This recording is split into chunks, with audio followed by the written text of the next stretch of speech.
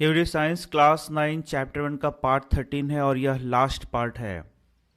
Now scientist are talking of 5 states of matter. अभी तक हम लोगों ने 3 स्टेट्स ऑफ मैटर को पढ़ लिया, लेकिन साइंटिस्ट 5 स्टेट ऑफ मैटर के बारे में बात करते हैं। तो 3 तो आप पहले ही से जानते हैं, solid, liquid and gas, plasma and boast Einstein condensate. ये है चौथा और पांचवा। तो आइए हम लोग एक एक को देखते हैं। यह प्लाज्मा स्टेट ऑफ मैटर है। The state consist of super energetic and super excited particles.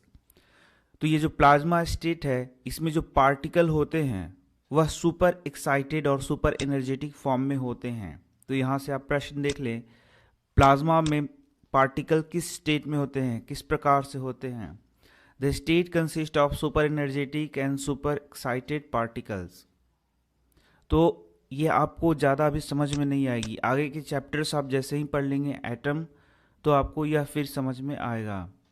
These particles are in the form of ionized gases.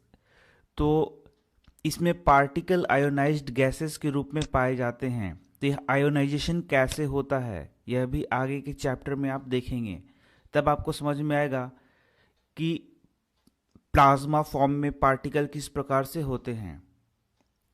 The fluorescent tube जो कि आपके घरों में लगा होता है, and the neon sign bulbs consist of plasma. तो यहाँ से एक प्रश्न और आएगा, 2 उदाहरण दीजिए जिसके अंदर प्लाज्मा स्टेट पाया जाएगा। तो आप देख सकते हैं फ्लोरेसेंट ट्यूब जो हमारे घरों में लगा होता है, and neon sign bulbs consist of plasma. इसमें जो मैटर है वह प्लाज्मा स्टेट में पाया जाता है। Inside a neon sign bulb there is neon gas, and inside a fluorescent tube there is helium gas or some other gas। तो यहाँ से भी आप एक प्रश्न देख सकते हैं कि जो नियॉन साइन बल्ब होता है उसके अंदर क्या गैस भरा होता है, तो नियॉन गैस भरा होता है। और हमारे घरों में जो फ्लोरेसेंट ट्यूब होता है उसमें क्या गैस भरा होता है, तो यूजुअली हीलियम गैस या कुछ अदर गैसेस भी भरे जा सकते हैं। The gas gets ionized, that is gets charged when electrical energy flows through it। तो अब आप देखेंगे कि ये प्लाज्मा स्टेट कैसे आता है। तो इसमें जो गैस भरे होते हैं उसके एटम आयोनाइज हो जाते हैं, दैट इज गेट्स चार्ज। तो मैंने आपको पहले ही बताया कि आयोनाइज्ड पार्टिकल क्या होते हैं, चार्ज्ड पार्टिकल क्या होते हैं। ये आपको अभी समझ में नहीं आएगा, ये एटम जब आप पढ़ेंगे तो तब आपको समझ में आएगा, तो थोड़ा आप इंतज़ार करें। लेकिन मैं बता देता हूँ कि यहाँ जो एटम्स हैं वो आयोनाइज्ड हो जाएंगे या फिर क्या हो जाएंगे, चार्ज्ड हो जाएंगे। कब? जब उसमें इलेक्ट्रिसिटी का फ्लो होगा। This charging up creates a plasma glowing. जब ये पार्टिकल चार्ज हो जाएंगे तो प्लाज्मा क्या करेगा, ग्लो करेगा इनसाइड द ट्यूब और बल्ब। इसी कारण से हमारे घर में ये जो ट्यूब होते हैं वह जलता है, या फिर कहें तो ग्लो करता है। The plasma glows with a special colour depending on the nature of gas. ये जो प्लाज्मा है वह ग्लो करता है विथ स्पेशल कलर, और यह कलर किस पे डिपेंड करता है, on the nature of gas, किस प्रकार का गैस वहाँ यूज किया जा रहा है। तो यहाँ से एक प्रश्न आ सकता है, यह जो प्लाज्मा स्टेट है कैसे आता है।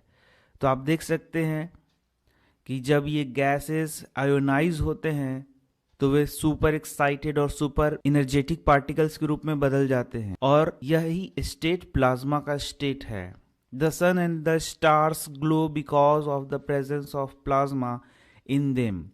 तो यहाँ से भी यह प्रश्न आ सकता है कि सन या फिर स्टार ग्लो क्यों करते हैं। तो the sun and the star glow because of the presence of plasma in them. तो उनमें प्लाज्मा स्टेट पाया जाता है, इस कारण से वो ग्लो करते हैं। तो अब एक और प्रश्न उठता है कि स्टार में और सन में एनर्जी का क्या सोर्स है। तो ये आपको क्लास 10th में समझ में आएगा। वही मैं आपको बताऊंगा कि इनके एनर्जी का सोर्स है nuclear fusion reaction.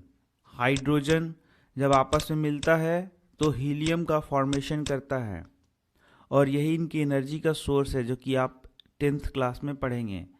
The plasma is created in stars because of very high temperature.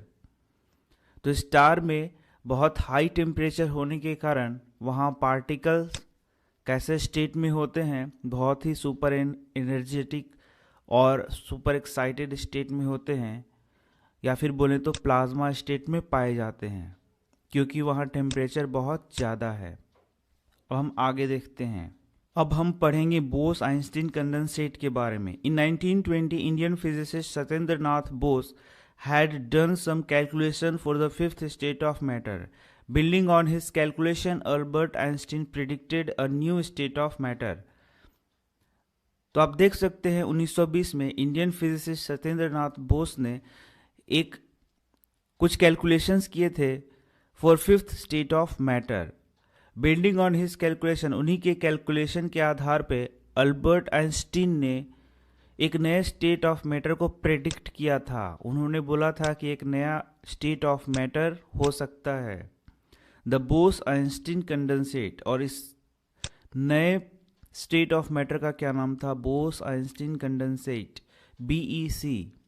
In 2001 Eric, Cornell Wolfgang Ketterle and Carl E Wieman of USA received a Nobel Prize for achieving Bose-Einstein condensation।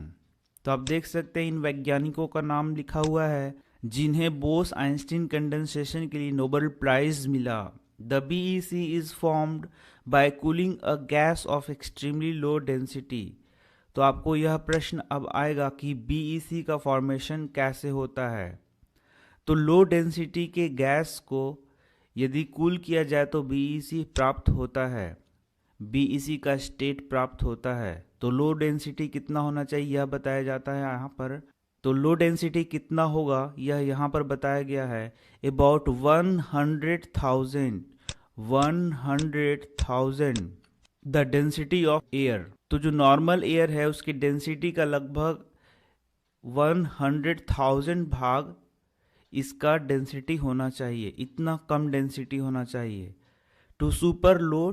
तो इसके बारे में आप ज़्यादा जानकारी ले सकते हैं, यहाँ पर एक साइट का नाम बताया गया है वहाँ पर से। तो यह था आपका चैप्टर 1 और अब हम मिलते हैं नेक्स्ट चैप्टर में। धन्यवाद।